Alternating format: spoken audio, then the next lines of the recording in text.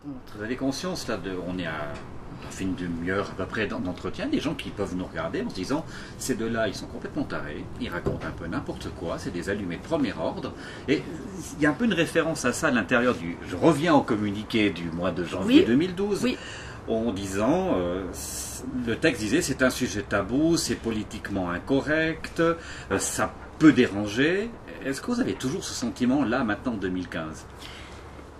Je dirais que comme j'expliquais avant, je trouve que la Terre, elle change d'énergie, je trouve que les gens qui sont dessus aussi, on revient à des valeurs nobles, on revient à du vrai, on veut manger des bonnes choses, pas des trucs sous vide. Vous êtes au bon endroit. Hein, ouais, pour ça, c'est pour ça, c'est vrai. Mais ils vendent pas de cacahuètes ici, il paraît. Gagné, bravo. Je peux dire qu'on avait fait un pari puis qu'elle devait... Moi c'était plus tard, mais c'est pas grave. Bah, yes. Enfin voilà, ce que je voulais dire c'est qu'on revient à ces belles énergies saines de la Terre. Et je pense que le moment s'y prête. Ouais, le moment s'y prête, les gens sont prêts, ça change aussi, il y aura toujours... Ce que vous me demandez là, ça existe toujours chez les gens qui pensent avoir du pouvoir. Les pauvres. On est bien d'accord. Mais ça existe toujours, des gens qui pensent avoir du pouvoir. N'est-ce pas? Et alors, c'est toutes les personnes qui pensent avoir du pouvoir, pour moi, ils n'ont pas gagné. Ils vont vraiment à l'encontre de leur nature humaine. Parce qu'on fait partie d'un tout, on est tous reliés. Vouloir du pouvoir, c'est se tronquer sa vie à soi-même, selon mon regard. Alors ça existera toujours, oui, des gens qui diront c'est pas bien, c'est politiquement incorrect, voilà, je me suis fait une raison, je crois qu'aujourd'hui je me dis tant mieux pour eux. Il y a même eu des articles où vous faisiez référence à côté sorcellerie aussi. Oui, c'était dans Nouvelliste. Ah ouais, ils étaient forts, hein. Une double page centrale quand même pour dire que c'était du satanisme. J'ai fait fort quand même là sur ce coup-là. Je trouve pas mal, ouais. Hein? Là vous avez le bois pour le bûcher. Hein, si c'est bon. C'est bon. C'est vrai que ça brûle bien ça en plus. Et, vous m'avez aussi confié que vous pouviez faire peur. Il y a des gens qui n'ont pas envie de vous rencontrer en pensant qu'en fait, là je suis en face de vous, vous êtes un rayon X, vous savez tout de moi. Ah ouais, les gens pensent effectivement que parfois je sais tout d'eux, alors que pas du tout, parce que moi quand je fais mon travail, c'est qu'on m'a fait une demande de quelque chose de particulier, soit pour de la guérison, soit pour un contact, soit pour plein d'autres choses. À ce moment-là, je me mets en travail, parce que moi je joue pas, c'est un travail. J'ai pas envie de jouer avec cette technique si bonne, ça m'intéresse pas. Quand j'ai fini ma journée de travail, je fais off et je retourne à ma vie de Céline et je vais m'occuper de mes filles. Enfin, elles commencent de bientôt plus trop avoir besoin de moi, mais enfin, disons, je m'en occupe quand même encore. Je fais toujours la structure au moins. Et puis je fais tous les trucs fun, quoi. La popote, la lessive, tout ce que tout le monde fait. On va revenir à la première fois où on s'est rencontrés. En 2011, j'étais accompagné par une photographe. Et vous l'avez regardé et au bout d'un moment, vous lui avez dit, vous avez quelque chose. J'étais en travail. Mais vous l'avez complètement déboussolé, parce qu'après, elle n'a pas arrêté de me poser des questions quand on était loin de votre atelier. Elle me disait, mais qu'est-ce que tu crois qu'elle a voulu me dire par-ci? Est-ce que tu crois que j'ai des pouvoirs? Est-ce que tu crois que...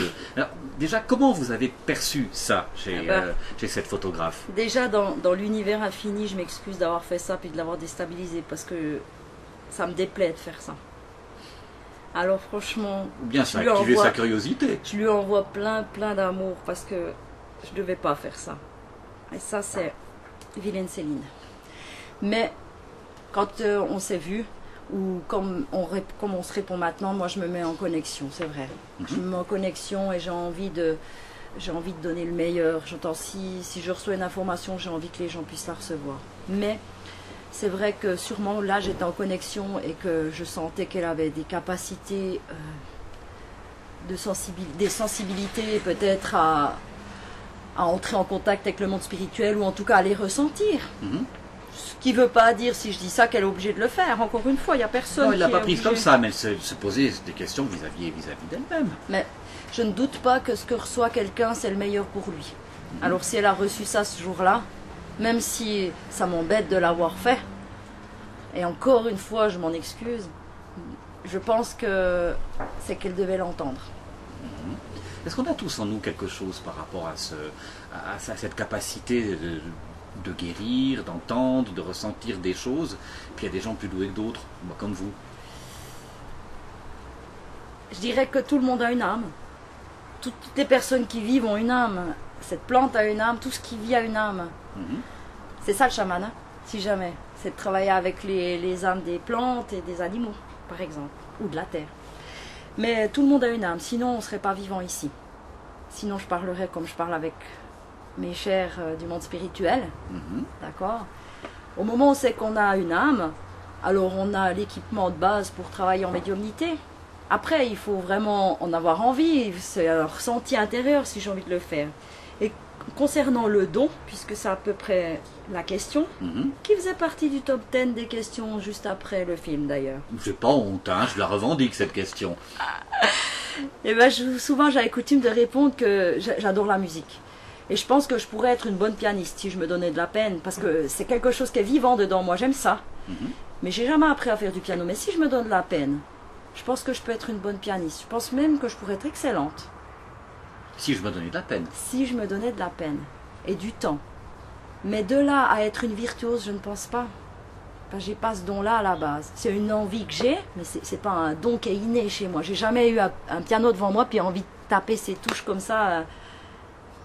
C'est pas un don. Donc dans le Tandis don que la que vous avez, médiumnité, vous faites vos gammes alors? Voilà, c'est ça. C'est inné. C'est un truc inné. La première fois où j'ai fait un cours de médiumnité, j'étais à la maison. Je me suis pas posé la question si c'était juste ou faux. J'étais tout de suite à la maison. J'ai dit, en y allant, parce que j'avais.